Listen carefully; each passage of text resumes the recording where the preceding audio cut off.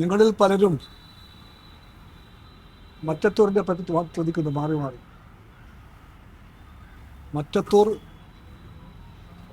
കോൺഗ്രസ് പാർട്ടിയെ വധിച്ച ഒരു മാറാവ്യാധിയാണ്. ഈ മാറാവ്യാധിയുടെ പുറകിൽ ചെറിയ ചെറിയ നയങ്ങളോ കാരണങ്ങളോ അല്ല ഉള്ളത്.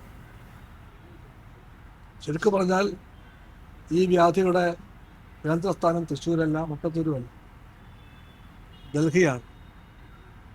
കോൺഗ്രസിൻ്റെ ദേശീയ വർക്കിംഗ് കമ്മിറ്റി BJPക്ക് വേണ്ടി തലച്ചോറും ഹൃദയവും പണയം വെച്ചവരില്ലേ? ഇല്ലേ?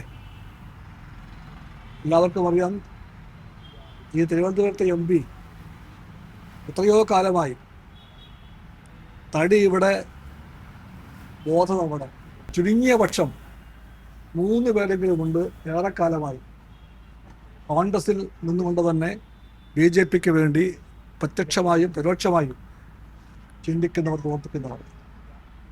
ഒരാൾ നമുക്കെല്ലാവർക്കും അറിയാം, ഇവിടുത്തെ MP ആണ്. രണ്ടാമത്തെ ആൾ ഇന്നലെ വിളിച്ചു പറഞ്ഞത് എല്ലാവരും കേട്ടു, അദ്ദേഹം ദിഗ്വിജയ് സിംഗ് ആണ്. മൂന്നാമത്തെ ആളെയും അന്വേഷിച്ച് കാണാൻ പറ്റും. അടിയിലേക്ക് നോക്കിയാൽ മഹാത്മാഗാന്ധിയുടെ പാർട്ടി എന്ന് സ്വയം വിളിക്കുന്ന കോൺഗ്രസ് പാർട്ടിക്കകത്ത് ഗോഡ്സെയുടെ ആശയങ്ങളെ പിൻപറ്റുന്ന ഒരുപാട് പേർ കൂടി വരികയാണ്. അതിനാൽ ചികിത്സ വേണ്ടത് അവിടെയാണ്, ഇവിടെയല്ല. ഈ ചികിത്സ ഫലപ്രദമാകണമെന്നുണ്ടെങ്കിൽ അവിടെ ചികിത്സ വേണം. അവിടുത്തെ ഏറ്റവും കടുത്ത രോഗബാധയ്ക്ക് മുമ്പിൽ കണ്ണടച്ചു പിടിക്കുന്ന കോൺഗ്രസ് പാർട്ടിക്ക് ഇവിടുത്തെ പഞ്ചായത്ത് മെമ്പർമാരെ മാത്രമായിട്ട് ശിക്ഷിക്കാൻ കഴിയുമെന്ന് എനിക്കറിയില്ല. ശിക്ഷിച്ചാൽ കൊള്ളാം. പക്ഷെ എന്തായാലും ഇതൊരു ചെറിയ പ്രശ്നമായിട്ട് കേരളത്തിലെ കോൺഗ്രസ് കണ്ടാൽ അവർക്ക് രോഗത്തിൻ്റെ ആഴം മനസ്സിലാക്കാൻ അറിയാത്ത അവസ്ഥയിൽ അവർ അകപ്പെട്ടു പോകും. അതുകൊണ്ട് ആ ചികിത്സ ഫലപ്രദമാകില്ല.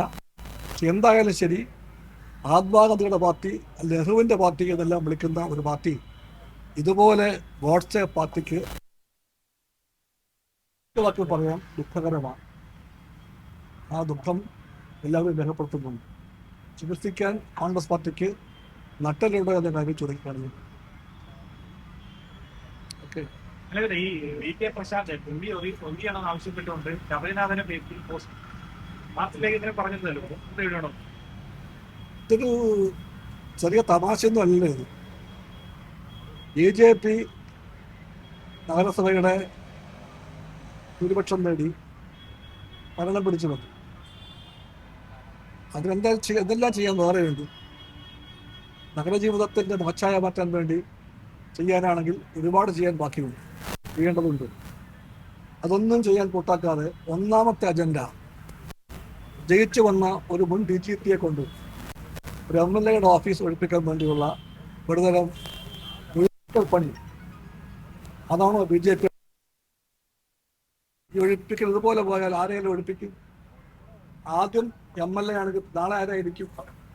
അത് ഒഴിപ്പിക്കൽ നയം സ്വീകരിക്കുന്ന BJPയുടെ ഈ പോക്ക് വാസ്തവത്തിൽ ഈ നഗരഭരണത്തെ പറ്റിയുള്ള BJP കാഴ്ചപ്പാടിൻ്റെ ഏറ്റവും നാണം കെട്ട സങ്കുചിതമായ ചിന്ത എന്താണ്, ബോധമെന്താണെന്ന് വിളിച്ചു പറയുന്നുണ്ട്. അതേപ്പറ്റി പ്രതിഷേധിക്കാനേ ആർക്കും സാധിക്കും.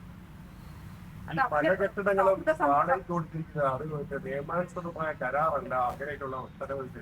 അതൊക്കെ നോക്കിക്കോ, പ്രശ്നമൊന്നുമില്ല, അതെല്ലാം നോക്കാം. പക്ഷേ ഈ പറഞ്ഞ മാതിരി BJPയുടെ അജണ്ട, ആദ്യത്തെ അജണ്ട ഒരു MLAയുടെ ഓഫീസ് ഒഴിപ്പിക്കണം എന്ന് പറഞ്ഞാൽ അത് തെറ്റാണ്. അതൊക്കെ എല്ലാം പിന്നെ നമുക്ക് നോക്കാം. എന്തഭ്യർത്ഥന ഇതൊക്കെ എല്ലാവർക്കും മനസ്സിലാകും. എന്തഭ്യർത്ഥന എല്ലാവർക്കും മനസ്സിലാകും.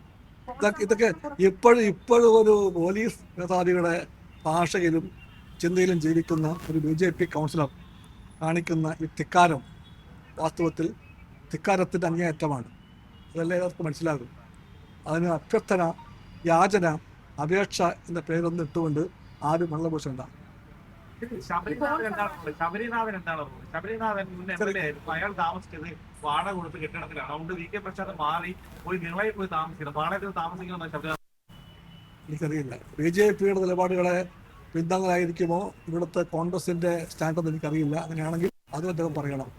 എല്ലാ നടപടികളിലും BJP ആശയങ്ങളെയും നിലപാടിനെയും പുതിയ കോൺഗ്രസ് കൗൺസിലേഴ്സ് പിന്താങ്ങുമെന്നാണോ എനിക്ക് അറിയില്ല. അങ്ങനെയാണെങ്കിൽ അത് വ്യക്തമാക്കണം.